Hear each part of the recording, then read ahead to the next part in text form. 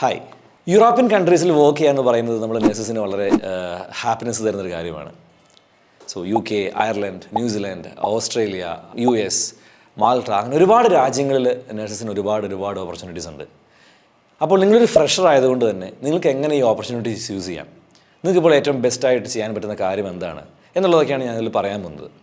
First of all, നമ്മളിതിൽ ഏത് European country choose ചെയ്താലും അവിടെ നമ്മൾ OET അല്ലെങ്കിൽ IELTS ക്ലിയർ ചെയ്യണം. സോ നിങ്ങൾ എപ്പോഴാണ് OET അല്ലെങ്കിൽ IELTS പഠിക്കേണ്ടത്? ഇപ്പോൾ ചില കുട്ടികൾ നഴ്സിംഗ് കഴിഞ്ഞാൽ ഇമ്മീഡിയറ്റ്ലി OET IELTS ചൂസ് ചെയ്യുന്നവരുണ്ട്. ചിലർ ഒരു 1 year 2 year ഗ്യാപ്പ് എടുത്തതിന് ശേഷം OET പഠിക്കുന്നവരുണ്ടാവും. സോ ഞാൻ അഡ്വൈസ് ചെയ്യുകയാണെങ്കിൽ നിങ്ങളുടെ നഴ്സിംഗ് കഴിഞ്ഞ് ഉടൻ തന്നെ OET അല്ലെങ്കിൽ IELTS എക്സാമിനേഷന് വേണ്ടി പ്രിപ്പയർ ചെയ്യുക എന്നുള്ളതാണ്. ബിക്കോസ് ആ ഒരു സമയത്ത് നമുക്ക് എക്സ്പീരിയൻസിന് പോയിട്ട് കാര്യമില്ല. ബിക്കോസ് നിങ്ങൾക്ക് രജിസ്ട്രേഷൻ നമ്പർ ഇല്ല. സോ ആ ഒരു 2 months അല്ലെങ്കിൽ 3 months സമയം കൊണ്ട് നിങ്ങൾ OET IELTS ക്ലിയർ ചെയ്യാൻ ശ്രമിക്കുക. OET IELTS നിങ്ങൾ ക്ലിയർ ചെയ്തതിന് ശേഷം നിങ്ങൾക്ക് 2 വർഷം നിങ്ങൾക്ക് ആ ഒരു എക്സാമിനേഷൻ്റെ വാലിഡിറ്റി ഉണ്ട്.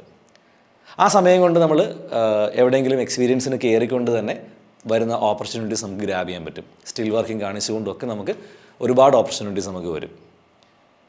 പക്ഷേ നമ്മൾ നേരെ തിരിച്ച് 1 year 2 year എക്സ്പീരിയൻസിന് ശേഷം OET ട്രൈ ചെയ്യാം എന്ന് വിചാരിച്ചാൽ ഈ വരുന്ന ഓപ്പർച്യൂണിറ്റീസ്, ഈ വരുന്ന ഇൻ്റർവ്യൂസ് ഒന്നും നമുക്ക് അറ്റൻഡ് ചെയ്യാൻ പോലും പറ്റില്ല. സോ 2 years വാലിഡിറ്റി ഉള്ളതുകൊണ്ട് തന്നെ നമ്മൾ ആദ്യം ചെയ്യേണ്ടത് ഈ ഒരു സമയം, നഴ്സിംഗ് കഴിഞ്ഞിട്ടുള്ള സമയം നിങ്ങൾ വൈസായിട്ട് യൂസ് ചെയ്യുക. നല്ലൊരു ഇൻസ്റ്റിറ്റ്യൂഷൻ ചൂസ് ചെയ്തുകൊണ്ട് തന്നെ OET IELTS ഫസ്റ്റ് അറ്റംപ്റ്റിൽ ക്രാക്ക് ചെയ്യാൻ ശ്രമിക്കുക. അതിനുശേഷം എക്സ്പീരിയൻസിന് കയറുക.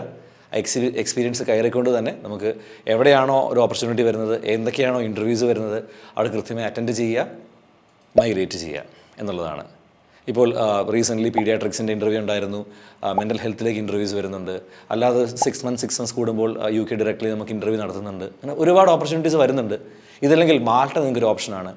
നമുക്ക് മാൾട്ടയിൽ പോയി ഒരു 5 to 7 lakhs നമുക്ക് സ്പെൻഡ് ചെയ്യേണ്ടി വരും. അവിടെ ഒരു ബ്രിഡ്ജിങ് കോഴ്സ് ചെയ്തതിന് ശേഷം അവിടെ 1 year നമുക്ക് RN-ആയിട്ട് വർക്ക് ചെയ്യാം. മിനിമം വിത്ത് 1.5 lakhs സാലറി നമുക്ക് കിട്ടിക്കൊണ്ട് തന്നെ വർക്ക് ചെയ്തുകൊണ്ട് 1 year എക്സ്പീരിയൻസ് എടുത്തു കഴിഞ്ഞാൽ നിങ്ങൾക്ക് വീണ്ടും അവിടെ നിന്ന് ഈ പറയുന്ന രാജ്യങ്ങളിലേക്ക് മൈഗ്രേറ്റ് ചെയ്യാൻ സാധിക്കും. ഇങ്ങനെ ഒരുപാട് ഓപ്ഷൻസ് നിങ്ങൾ OET അല്ലെങ്കിൽ IELTS പഠിക്കുന്നത് കൊണ്ടുണ്ട്. കൂടുതൽ വിവരങ്ങൾക്കായി ഞങ്ങളെ കോൺടാക്ട് ചെയ്താൽ മതി. തീർച്ചയായിട്ടും ഞങ്ങൾ ഹെൽപ്പ് ചെയ്യുന്നതായിരിക്കും.